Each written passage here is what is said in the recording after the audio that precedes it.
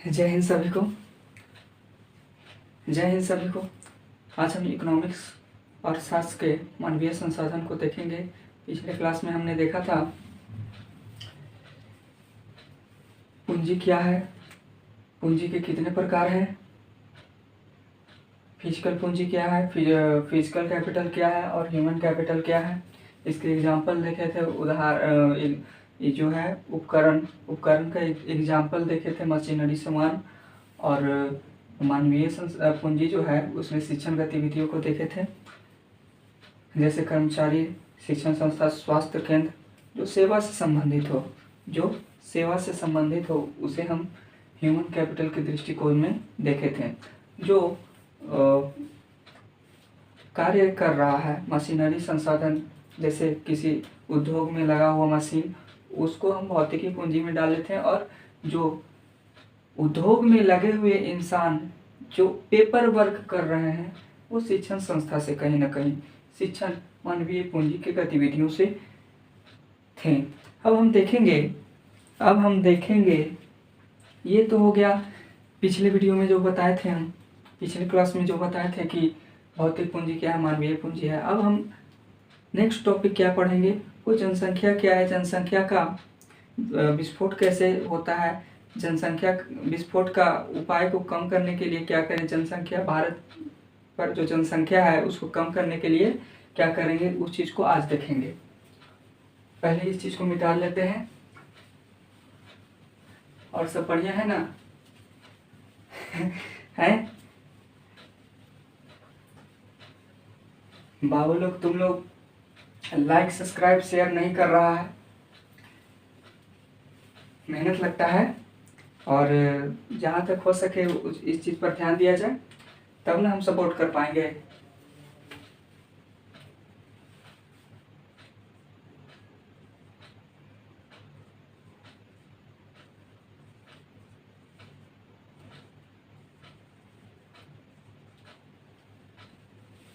जनसंख्या का मतलब क्या है? सबसे पहले हम जनसंख्या का मतलब देखें कि इसका मतलब क्या है, अर्थ क्या है।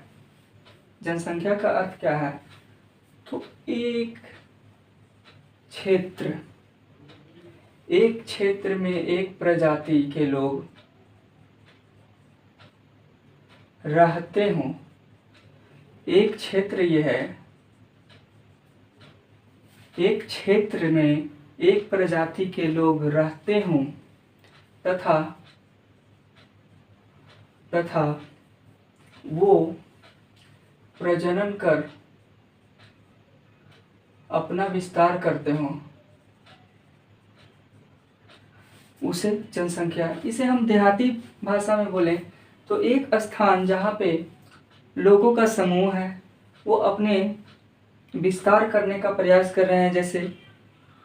जैसे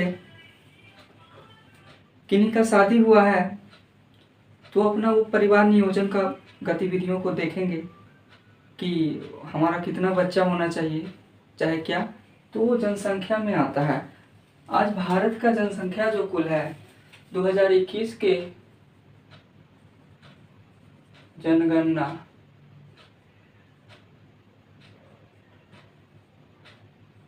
140 करोड़ है। ये अनुमानता है, ये जो है 140 करोड़ ये अनुमानता है। ये जो 140 करोड़ है जनसंख्या, वो ये अनुमानता है। क्योंकि 2011 में बोला जाए, 2011 में तो 121 करोड़ से 135 करोड़ के आसपास था। कहीं कहीं पे 135 करोड़ दिया जाएगा, कहीं कहीं पे 121 करोड़ दिया जाएगा। एनसीईआरटी बुक में 121 करोड़ दिया गया है और अन्य जगहों पर 135। आपको परीक्षा में पूछेगा, जब भी पूछेगा तो वो 2021 के जनगणना में, क्योंकि आज 2025 आ चुका है और ये 2021 नहीं पूछेगा, क्योंकि इतना एक्सपीरियंस है कि क्या पूछेगा क्या नहीं पूछेगा ये हम जानते हैं। ऐसे ये चीज़ आपका टॉपिक है जो याद करने योग्य है। आपको एक पर्टिकुलर वीडियो में बताया जाएगा 1991 से लेकर के 2021 तक का कुल जनसंख्या क्या है, वो क्षेत्रफल बिहार का अगर बोला जाए तो बिहार स्पेशल में उसमें बताया जाएगा। ये तो मानव संसाधन बिहार बोर्ड के लिए जो चैप्टर है एनसीईआरटी बुक से, उससे पढ़ाने का सॉरी एनसीईआरटी बोल रहे हैं, वीटीबीसी बुक है, उसमें ये चैप्टर दिया हुआ है। तो हम जाने कि जनसंख्या किसे कहते हैं, कि सर्व जनसंख्या क्या है। तो एक जगह, एक समूह है, एक क्षेत्र है, वहाँ पे लोगों का समन्वय स्थापित है, जहाँ पे प्रजनन कर अपना विस्तार फैलाते हैं, अपना विस्तार करते हैं, विस्तृत करते हैं, उसे जनसंख्या कहते हैं, पॉपुलेशन कहते हैं, है ना। जनसंख्या पॉपुलेशन कहते हैं। अब देखेंगे जनसंख्या विस्फोट क्या है।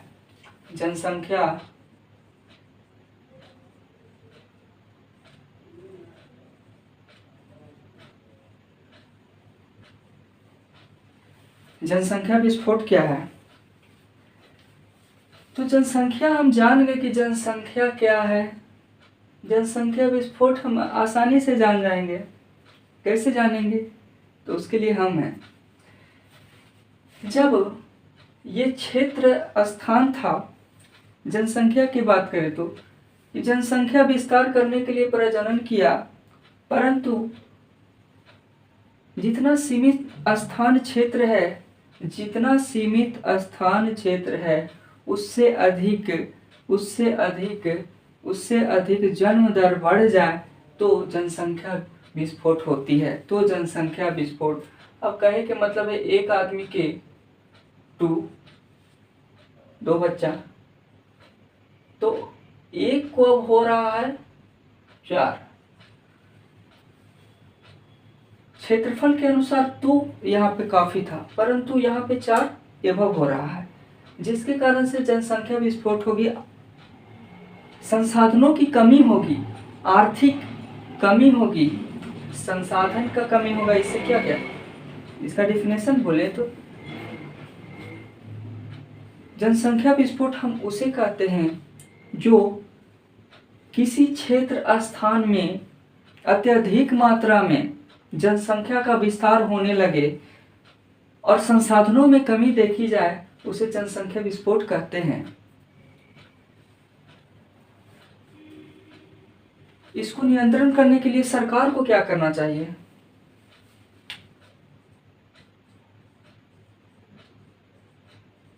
इसको नियंत्रण करने के लिए सरकार क्या करेगी? तो सरकार ने एक नीति निकाला था। केंद्र सरकार ने एक नीति निकाला था। उस समय जो प्रधानमंत्री थे इंदिरा गांधी,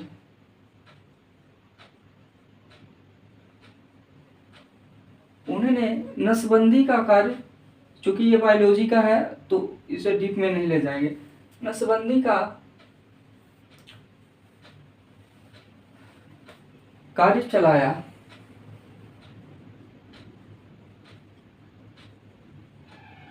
जिसमें महिला भी भाग लेगी और पुरुषों भी भाग लेंगे, पुरुष लोग भी।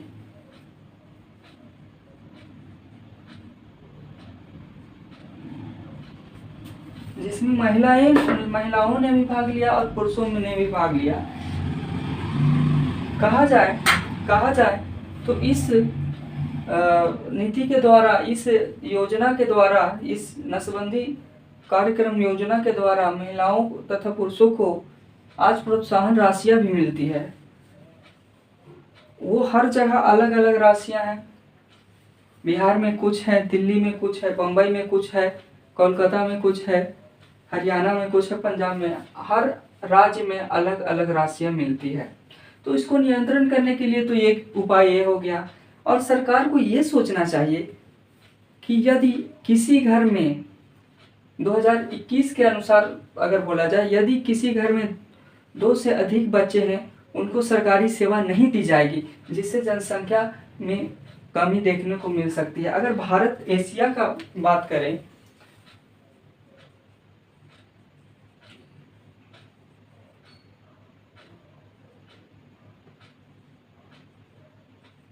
एशिया महाद्वीप में बात करें तो जनसंख्या के स्थान पर भारत पहला स्थान पर है, पहला नंबर पर है। उसके बाद चाइना है दूसरा नंबर पर। 2011 के अनुसार चाइना पहला नंबर पे था। 2011 के जनगणना के अनुसार चाइना पहला नंबर पर था और भारत दूसरा नंबर पर था जनसंख्या की दृष्टि से। परंतु आज जनसंख्या की दृष्टि से भारत पहला स्थान पे है और चाइना दूसरा स्थान पे है। ये कोरोना काल में चाइना का 2020 के दरमियान चाइना का जनसंख्या में कमी देखने को मिली, परंतु भारत में ऐसा कुछ नहीं देखने को मिला, क्योंकि जितनी हमारे यहाँ मौत होती है, जितना मृत्यु दर है, उससे 4 गुना ज़्यादा जन्म दर है। अब हम देखेंगे कि इसका जो जनसंख्या विस्फोट है, इसके 4 प्रमुख जो है कारक हैं। पहला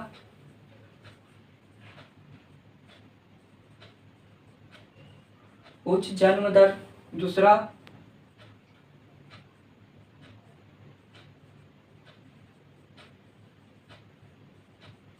निम्न मृत्यु दर,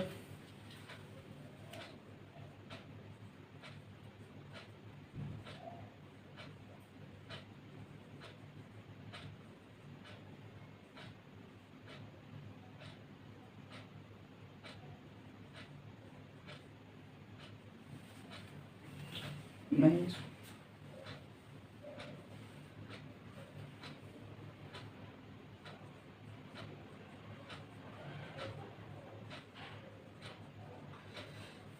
अगर हम बात करें तो भारत आज़ाद हुआ था 1947 में। भारत जो आज़ाद हुआ था 1947 में आज़ाद हुआ था। उसके बाद से देखा जाए तो भारत में ऐसी ऐसी परिस्थितियां आई जिसमें भूखमरी तक का समाधान हुआ, परंतु इतना होने के बावजूद भी भारत में जनसंख्या विस्फोट जैसी समस्याएं क्यों हैं? तो बोला जाए तो उच्च जन्म दर, अधिक जन्म हो रहा है, निम्न मृत्यु दर, जितना जन्म हो रहा है उससे आधा से भी अधिक मृत्यु दर हो रही है। अच्छी स्वास्थ्य के साधन, हमारे देश में अच्छी स्वास्थ्य के साधन है, परंतु ये कहने को भी है और जिन लोगों को मालूम नहीं होती है वो ऐसे ही भटक जाते हैं। आर्थिक विकास कहने को है, दिखता नहीं है। आर्थिक विकास देश में हुई है, ये दिखता नहीं है, परंतु कहने को है। क्योंकि आज इतने मजदूरों को हम देखते हैं कि खासकर बिहार के गया में बोला जाए तो देखते हैं वहाँ पे रोड से जब गुजरते रहते हैं तो देखते हैं कि कैसे सब मजदूर लौट के आ रहे हैं, काम नहीं मिला। तो वो क्या आर्थिक विकास हुआ? देश का क्या आर्थिक विकास है? बिहार की बात किया जाए तो लगभग 3 से 4 महीना जो बालू है वो माफिया वालों के कारण बंद होता है। जो बालू माफिया होता है उसके कारण से बंद होता है। इसी बालू माफिया जो झारखंड है, झारखंड में इसका विरोध चल रहा है कि बालू माफिया को कैसे दबाया जाए। वहाँ के आईएएस और आईपीएस अधिकारियों को बालू माफिया ऐसे ही बोल दिया करते हैं। तो ये सब चीज़ देखने वाली बात है, समझने वाली बात है। इसको आम नागरिक चाहे तो सुधार सकता है। जनसंख्या विस्फोट, जनसंख्या की समस्याएं बहुत बड़ी समस्या नहीं है। यहाँ के लोग हैं, ऐसा हर घर में हम देखे हैं कि वहाँ शादी करना ही जरूरी है। कोई देश के लिए आज सोचने वाला नहीं है। क्योंकि हम भी वीडियो बना रहे हैं, हम भी क्लास आप लोगों को ले रहे हैं। एक शिक्षक का नाता होता है मार्गदर्शन देना, और छात्रों को ये होता है कि उस चीज़ को ग्रहण करना। जनसंख्या का नियंत्रण करना पड़ेगा बाबू लोग। अगर नहीं करते हो तो हमारे यहाँ संसाधन, इससे क्या क्या कारण समस्याएं उत्पन्न हो सकती है, पहले इस सबको हम मिटाते हैं।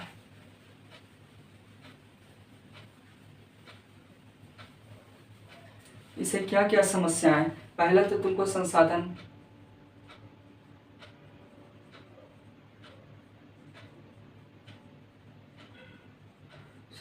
का दोहन,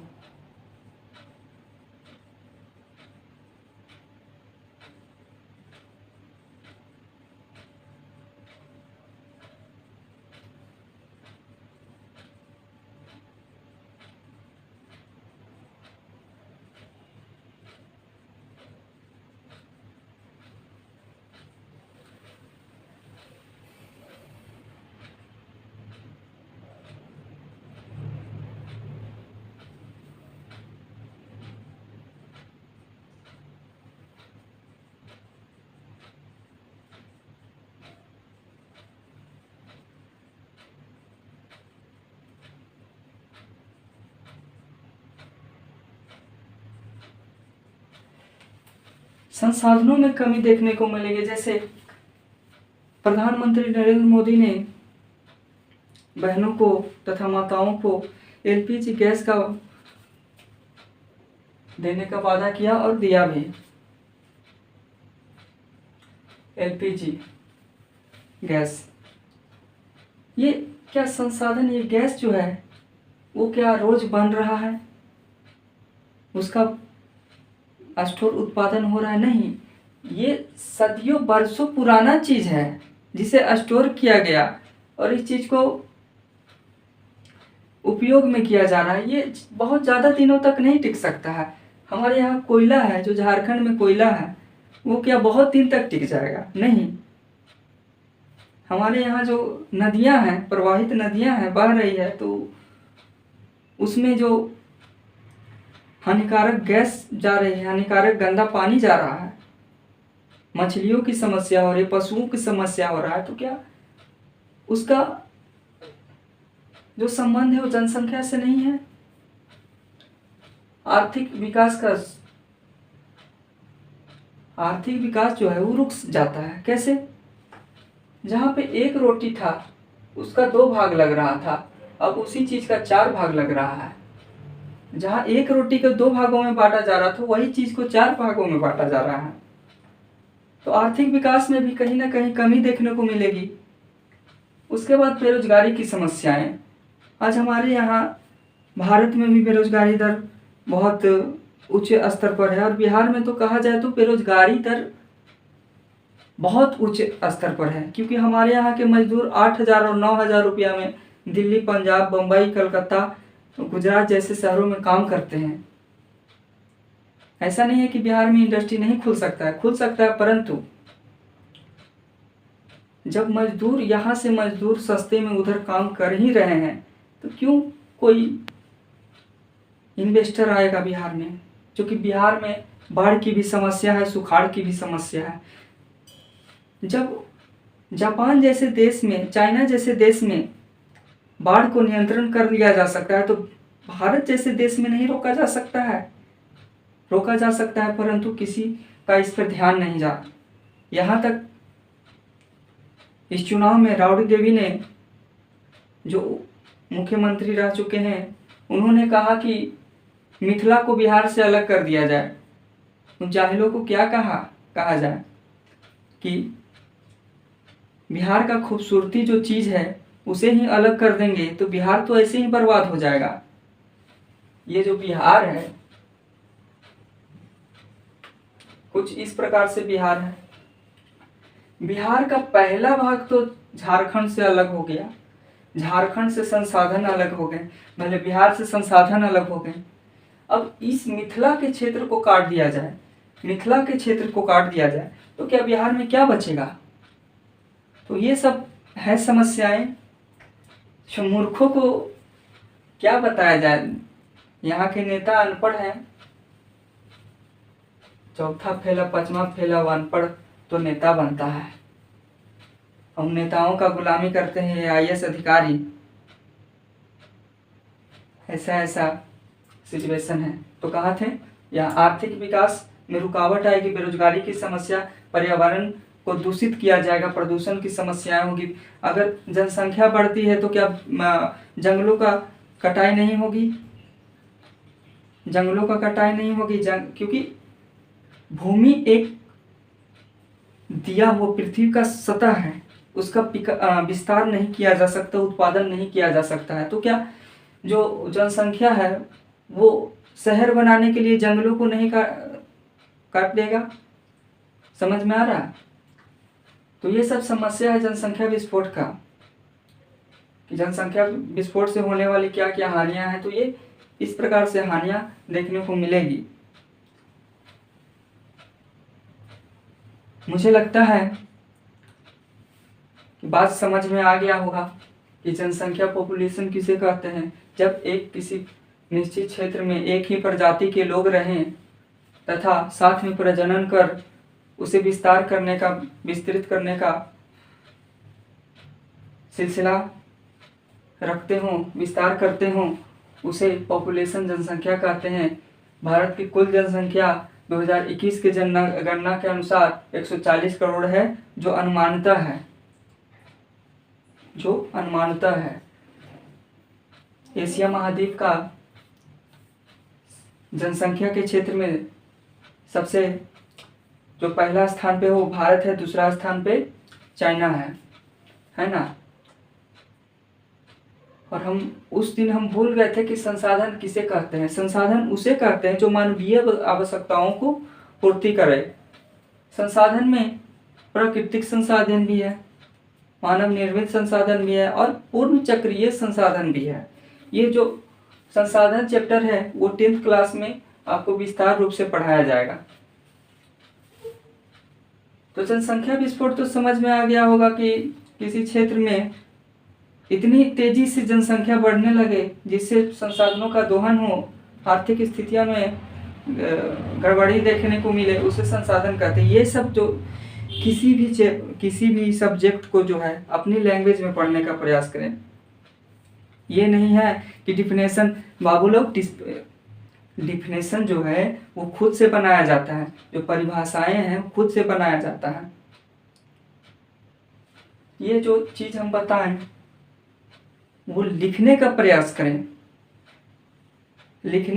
करें, जिससे इस चीज को लिखिएगा आप लोग, तो हम तो इस चीज को ऐसे लिखें, लेकिन आप इससे भी बेहतर कर सकते हैं। और 9th 10th आप लोग तो चूंकि 6th क्लास से लड़कन ध्यान नहीं देता, बच्ची लोग ध्यान नहीं देती है पढ़ने में। बच्चियां तो देती भी है लेकिन बच्चा लोग ध्यान नहीं देता है। इसका परिणाम 12th के बाद पता चलता है, 12वां के बाद पता चलता है। कोनो बिहार पुलिस का तैयारी करेगा, कोनो होम गार्ड की तैयारी करेगा, कोनो ये आर्मी का तैयारी करता है और सोचता है कि स्पीडिया लूसेंट पढ़ ले हो जाए, नहीं होगा। लिखित दे रहे हैं, नहीं होगा। पढ़ाई का एक माध्यम है, धीरे धीरे ऊपर जाता है। इसको घोर के पिला देने से नहीं होगा। समझ में आया? धीरे धीरे विस्तार किया जाए। क्या सीढ़ी चढ़ना, सीढ़ी जो है इसको सीधे यहाँ पे जाना है तो हम यहाँ से कूद के जाएंगे नहीं ना, पहले यहाँ चढ़ेंगे फिर यहाँ जाएंगे। तो इसी प्रकार से जो एजुकेशन है वो धीरे धीरे विस्तार किया जाता है। हमारे एक भैया हैं, वो बोल रहे थे कि यार तुम लोग सरकारी नौकरी की तैयारी क्यों नहीं करते हो, क्यों नहीं ले रहे हो, तुम लोग से हो क्यों नहीं रहा। तो उनको कहें हम कि भैया नौकरी लेना अलग चीज़ हुआ, शिक्षा लेना अलग चीज़ होता है। तो पहले आप पढ़िए, उसके बाद आप जो मेहनत करेगा उसको सरकारी नौकरी जरूर मिलेगी। मेहनत करने वालों को क्या जरूरी है पढ़ना। ये नहीं है कि सारा चीज पढ़ रहे हैं। पॉलिटिक्स में राजनीतिक में आर्टिकल पढ़ना है, एकदम पूरा रगड़ के पढ़ रहे हैं, ओकरा में से कुछ ही भागों से पूछ रहा है। तो उस दरमियान से हम देखेंगे लूसेंट और स्पीडी पढ़ने से कुछ नहीं होता है।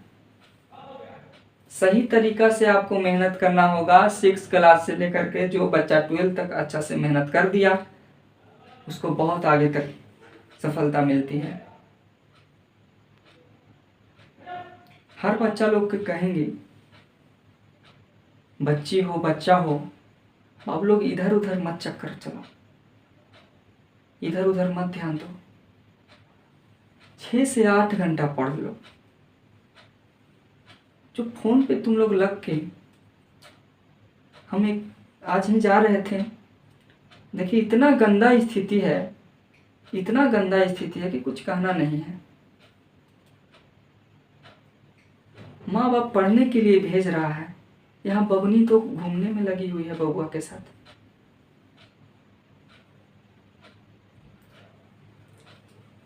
समय मत बर्बाद करो। समय एक ऐसा चीज है, जब उम्र चला जाएगा ना, खासकर लड़कों को कह रहे हैं, लड़का अगर पैदा लिया हो भाई, पैसा कमाने के लिए पैदा लिया हो, इन सब चीजों पर ध्यान दें। और ये समझ में आ गया होगा, नहीं समझ में आया तो कमेंट करें। फिर से वीडियो बनाएंगे और अच्छे तरीके से बताएंगे। कोई भी समस्या होता है कमेंट में आप कीजिए, लिखिए, मैसेज कीजिए, हम उस चीज़ पर साझा करने का प्रयास करेंगे। हम आप ही लोग के लिए यहाँ उपस्थित हुए हैं। समझ में आया? मेरा जिस दिन हम ऑनलाइन बैच स्टार्ट करेंगे मात्र 100 रुपया में, मात्र 100 रुपया में, जिसमें जानते हैं मेरा इनकम टैक्स और मात्र हमको बच रहा है कितना, 21 रुपया, मात्र 21 रुपया। मंथ का हम 100 रुपया ले रहे हैं, जिसमें मेरा 21 रुपया बच रहा है, जिसमें मेंटेनेंस का चार्ज। तो आप लोगों के लिए हम इतना चीफ में लाने का प्रयास किए हैं, तो आप लोग क्यों नहीं मेहनत कीजिएगा? मेहनत कीजिए। भारत एक ऐसा देश है जो अभी जूझ रहा है, परिस्थिति इसका खराब है। पढ़ाई ऐसा कीजिए, नौकरी हो या ना हो, तजुर्बा खूब हो। नौकरी हो या ना हो, तजुर्बा खूब हो। नहीं तो फिर तो ये हो गया कि पढ़ने गए थे, खुदा किसी को किसी पर फिदा न करे, फिदा करे तो कयामत तक जुदा न करे। यूं मरते नहीं तन्हाई के बिना, जी ही कहाँ पाते हैं जुदाई के बिना। ये सब बोलने से कुछ नहीं होता है, क्योंकि हम लोग भी अपने कॉलेज के दिनों में ये सब देखे हैं। खैर हम तो इतना परिस्थितियों को दयनीय तरीक़ा से देखे हैं कि ये सब करने का कभी समय नहीं मिला, और आज आप लोगों के साथ हैं। मानव संसाधन पढ़ा दिए, जनसंख्या पॉपुलेशन क्या कहते हैं, किसे कहते हैं? जो एक क्षेत्र में एक प्रजाति रहें, एक ही प्रजाति के लोग रहें, प्रजनन कर विस्तार करते हैं और अपना जनसंख्या बढ़ाते हैं, उसे जनसंख्या कहते हैं। विस्तार का ये करते हैं, उसे जनसंख्या कहते हैं। जनसंख्या विस्फोट किसे कहते हैं? तो दम तुरंत बढ़े लगे, दम तुरंत बढ़े लगे, अब फटाफट फटाफट फटाफट फटाफट, तो उससे उसे जनसंख्या विस्फोट कहते हैं। इससे हनन होने वाले क्या क्या हानि होने वाली या हनन होने वाले क्या क्या समाधाता है? तो संसाधनों का दोहन होता है, आर्थिक विकास में रुकावट आ जाती है, बेरोजगारी की दर बढ़ जाती है, इन्फ्लेशन बोला जाता है, बेरोजगारी इन्फ्लेशन बढ़ जाता है, और पर्यावरण को इससे बहुत समस्याएं होती है। गाड़ी, अभी वो आज हम कह सकते हैं कि हर घर में मोटरसाइकिल है, हर घर में मोटरसाइकिल है। जिस 15 साल और 16 साल का लड़का है वो भी चला रहा है ना? तो ये सब चीज़ को रोकना है। मोटरसाइकिल से सब साइकिल पर आवेगा, है ना? तो चलिए आज के लिए इतना ही।